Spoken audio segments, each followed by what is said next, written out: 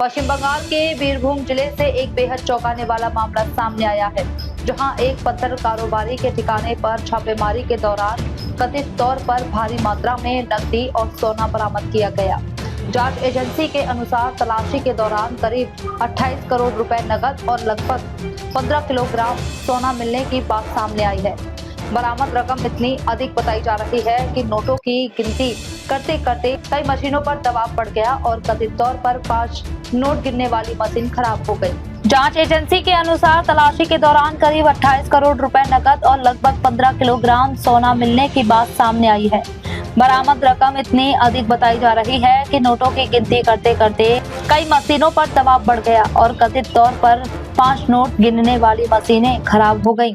इस कार्यवाही के बाद पूरे इलाके में चर्चा तेज हो गई है और लोग यह जानने की कोशिश कर रहे हैं कि इतनी बड़ी मात्रा में नकदी और कीमती धातु आखिर कहां से आई। जानकारी के अनुसार जांच एजेंसी को कारोबारी की आर्थिक गतिविधियां और संपत्तियों को लेकर कुछ संदिग्ध सूचनाएं मिली थीं। इसके बाद संबंधित ठिकानों पर तलाशी अभियान चलाया गया। अधिकारियों ने घर और अन्य परिसरों की जांच की, जहां बड़ी संख्या में नोटों में बंडल और सोने से जुड़ी सामग्री मिलने का दावा किया गया है। नकदी की मात्रा अधिक होने के कारण गिनती का काम लंबे समय तक चला। बताया जा रहा है कि अलग अलग मूल्य के नोटों को छांटने और गिनने के लिए कई मशीनों का इस्तेमाल किया गया, लेकिन लगातार काम करने के दौरान मशीनों के खराब होने की बात सामने आई है। जांच एजेंसी का कहना है कि बरामद नकदी और सोने के स्रोत की जांच की जा रही है। अधिकारियों की टीम यह पता लगाने में जुटी है कि क्या संपत्ति का हिसाब संबंधित दस्तावेजों और आय के ज्ञात स्रोतों से मेल खाता है।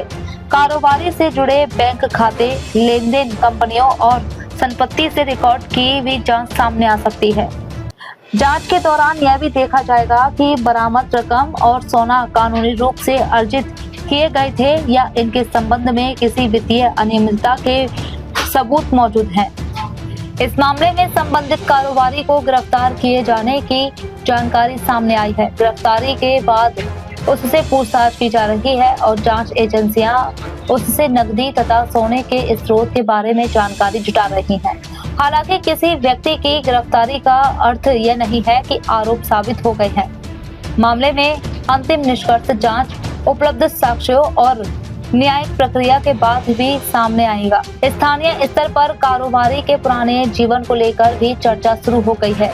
रिपोर्टों के अनुसार वह पहले बीरभूम इलाके में बस चलाने का काम करता था। बाद में उसने पत्थर के कारोबार में कदम रखा और धीरे धीरे उसका व्यवसाय बढ़ता गया।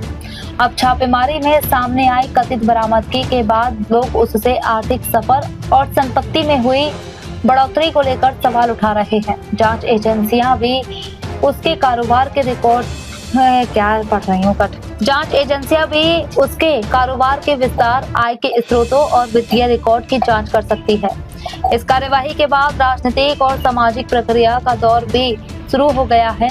कुछ लोग मामले की निष्पक्ष और विस्तृत जांच की मांग कर रहे हैं, जबकि कई लोग यह सवाल उठा रहे हैं कि यदि इतनी बड़ी मात्रा में नकदी और सोना बरामद हुआ है तो इसकी जानकारी संबंधित विभागों को पहले क्यों नहीं थी। दूसरी ओर जांच एजेंसियों का कहना है कि सभी तथ्यों और दस्तावेजों की जांच के बाद ही किसी निष्कर्ष पर पहुंचा जाएगा। फिलहाल बरामद 28 करोड़ रुपए नकद और 15 किलोग्राम सोने से जुड़े दावों की जांच जारी है। अधिकारियों की नजर अब कारोबारी के वित्तीय लेन-देन, संपत्तियों और संभावित कारोबारी नेटवर्क पर है। आने वाले दिनों में पूछताछ और दस्तावेजों की जांच के बाद इस मामले में और जानकारी सामने आ सकती है। क्या यह संपत्ति वैध आय से जुड़ी, क्या किसी वित्तीय अनियमितता का मामला सामने आएगा और जांच में कौन कौन से नए नाम जुड़ेंगे, इन सवालों के जवाब अभी बाकी हैं। लेकिन इतना तय है कि बीरभूम में हुई इस कार्यवाही ने बड़ी नकदी, सोने और कारोबारी की संपत्ति को लेकर पूरे क्षेत्र में हलचल मचा दी है।